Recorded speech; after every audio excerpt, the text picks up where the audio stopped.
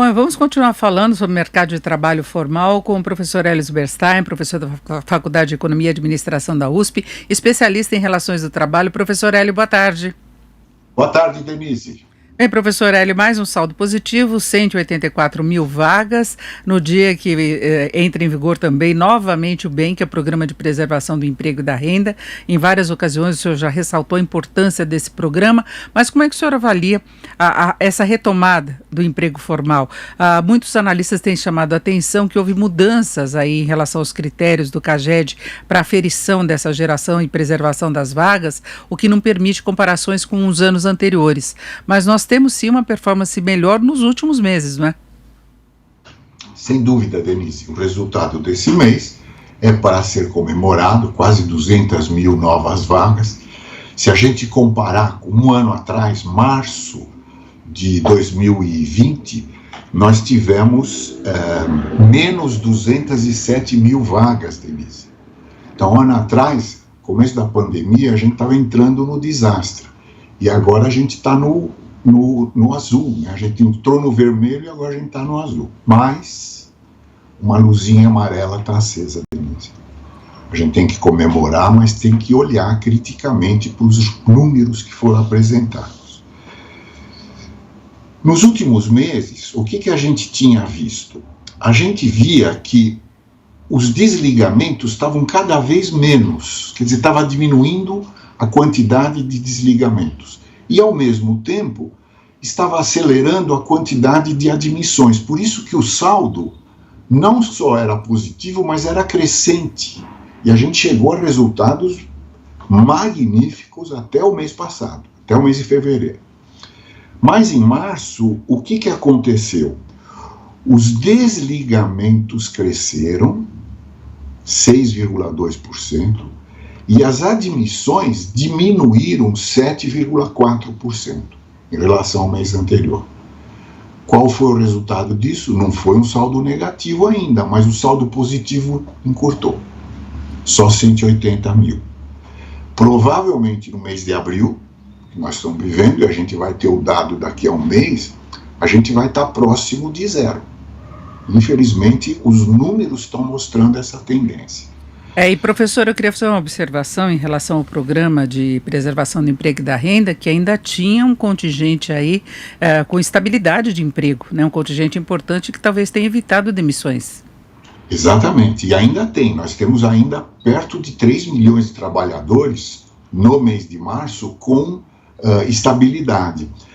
Agora, um dado que me chamou muito a atenção, é verdade que no setor de serviços o emprego cresceu, e cresceu, metade do crescimento foi no serviço, mas um subsetor dentro de serviços, alojamento e alimentação, ou seja, bares, restaurantes, hotéis, teve uma perda de 28 mil. O que é isso? Os estados começaram a apertar o isolamento social, e isso prejudicou quem foi o primeiro prejudicado? Bares e restaurantes. E durante o mês de abril isso continuou, só agora que está abrindo. Então, a política de emprego, de manutenção de emprego, é muito bem-vinda, mas ela chegou um pouquinho tarde. Se ela tivesse vindo antes, talvez ela evitasse esse começo de demissão, né? Em todo caso, ela chegou, a gente tem que festejar, ela está igualmente desenhada em relação ao ano passado, os acordos podem ser até 4 meses, e garante a estabilidade por mais 4 meses. Então a gente está com os instrumentos para tentar frear esse sinalzinho amarelo que eu leio nos dados de hoje. Agora, professor, tem essa questão da estabilidade, que talvez as empresas tenham até medo de assumir isso, algumas que aceitaram o programa no ano passado, mas chega um ponto em que a própria situação financeira das empresas complica, né? Dificulta que elas possam preservar os empregos sem ter muita segurança de retomada de movimento, mesmo que esteja aberto. A opção delas é demitir ou adotar o programa.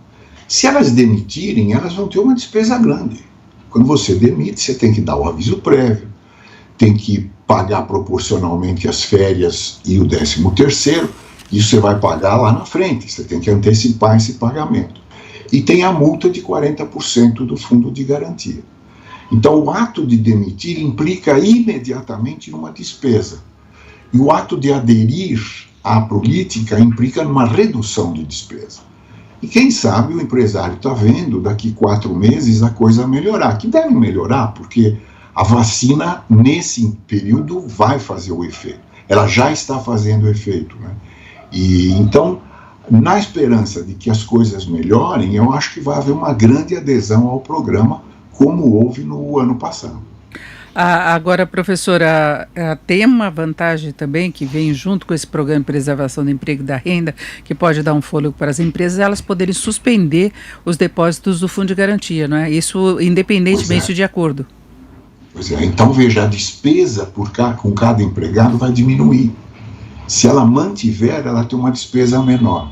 Se ela não mantiver, a despesa zera, mas ela tem que desembolsar agora. E quem é que tem bolso cheio nesse momento para fazer demissões?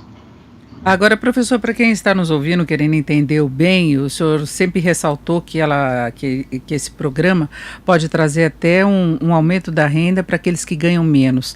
Agora, quem é da classe média, que tem a suspensão e recebe depois proporcional ao seguro, o que seria o seguro-desemprego? Nesse caso, sim, há uma perda de renda temporária. Há uma perda de renda. Quanto mais a pessoa ganha, mais ela está perdendo, mas ela está mantendo o emprego, né? E um detalhe importante, que eu acho que precisa ser salientado, é que a suspensão do contrato de trabalho e a redução de jornada e de salário não implica em perdas no valor das férias e no valor do 13º. É como se o trabalhador tivesse plenamente empregado durante todo o ano. Então é um ganho a mais para o trabalhador. Não deixa de ser uma coisa interessante. Mas você tem toda a razão. O pessoal da classe média tem uma perda maior. Porque a referência é o seguro, né?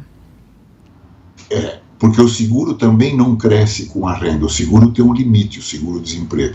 Então, quem tem um salário alto e vai para o seguro-desemprego, o seguro-desemprego é muito pequeno em relação ao que ele ganha. Agora, quem ganha um salário mínimo vai ter um ganho de renda, porque ele vai ganhar o salário mínimo de novo e não vai ter o desconto do INSS.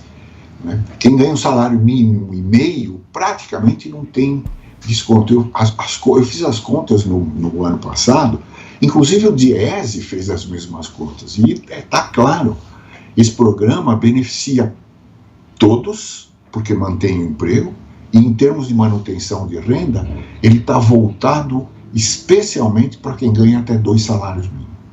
Agora, pelas indicações de março que o senhor ressaltou, abril deve vir pior, porque em abril nós começamos com um fechamento pesado, especialmente São Paulo teve muita restrição de atividade, inclusive toque de recolher. Isso tende a produzir resultados piores, né? Por isso que essa política chegou um pouquinho atrasada, né? O ideal é que ela tivesse sido renovada automaticamente em janeiro, né? Mas o Congresso estava em recesso, ele tinha outras questões mais urgentes, né, entre aspas, para resolver, e a coisa só foi resolvida agora, desembaraçou o orçamento, deram uma solução no orçamento, aí o governo pôde emitir essa medida provisória. Um dado interessante, Denise, também, a gente precisa lembrar, se essa medida provisória não for votada nos 120 dias, nada acontece. Se ela deixa de valer nos 120 dias, ela já fez os efeitos que tinha que fazer, né? Agora, a gente espera que ela seja aprovada e que, se houver necessidade, ela seja renovada igualmente como foi no ano passado. E sem atraso, foi a mesma coisa que aconteceu com o auxílio emergencial, né? Houve a suspensão, não se programou previamente para dar continuidade, a pandemia continuou e a gente vê milhões de brasileiros aí numa situação de fome mesmo. Agora, professora, o ministro Paulo Guedes, ele não deu detalhes, mas ele afirmou hoje que o governo vai criar um bônus de inclusão produtiva para os trabalhadores informais. Na entrevista coletiva ele não falou exatamente como seria isso, mas ele disse que vem aí o Pronamp, que é um programa de crédito para as micro e pequenas empresas. Muito importante. Exatamente, também está sendo retomado, aí dá um fôlego financeiro direto, não relacionado ao emprego. E o BIP... O capital de giro, né, Denise? E como ele até ressaltou que o presidente fala, mas e os invisíveis? E aí eles falam dos milhões de brasileiros que estão no emprego informal, né, que não estão na legislação, não podem entrar nesse programa, e aí ele disse que pode pagar um bônus. Agora tem o auxílio emergencial, o senhor tem ideia do que se poderia fazer? Olha, eu não tenho detalhes, né? A gente sabe dessas coisas pela imprensa, mas a ideia de você tratar com algum tipo de incentivo à informalidade é uma ideia muito boa, Denise. Porque, veja, por que tanta gente está invisível para os olhos do governo? Quem é que se tornou visível? Quem podia ter o Bolsa Família. Então a pobreza e a informalidade invisível passou a ver, bom, se eu me cadastrar, e essa é a palavra mágica, se eu me cadastrar, eu vou ganhar o Bolsa Família. Então a pessoa se cadastrou e deixou de ser invisível. Eu acho que o passo que tem que ser dado agora é dar um incentivo para que todo mundo se cadastre, porque o que a gente precisa saber é quem são e onde estão os vulneráveis, né? Então essa ideia é interessante, vamos aguardar os detalhes naturalmente. Eles estão falando inclusive em uma contratação de trabalho que se adeque ao cenário pós-pandemia, com novas formas de trabalho, não é, que se intensificaram, então talvez alguma flexibilização de regras temporária para trazer os informais para alguma formalidade também. Vamos aguardar, né, porque o orçamento também está curto, está tendo muita discussão em torno disso. Eu teria ressalvas, porque o que a gente precisa é caminhar para a unificação do tratamento de todos, e não para mais exceções, né? Eu acho que não é bem por aí. Mas vamos aguardar, né? Ficaria uma precariedade, de qualquer forma, das relações do trabalho, né? Exatamente. Bom, ouvimos Hélio Zibersay, que é professor da Faculdade de Economia e Administração da USP, especialista em relações do trabalho. Professor Hélio, muito obrigado, uma boa tarde.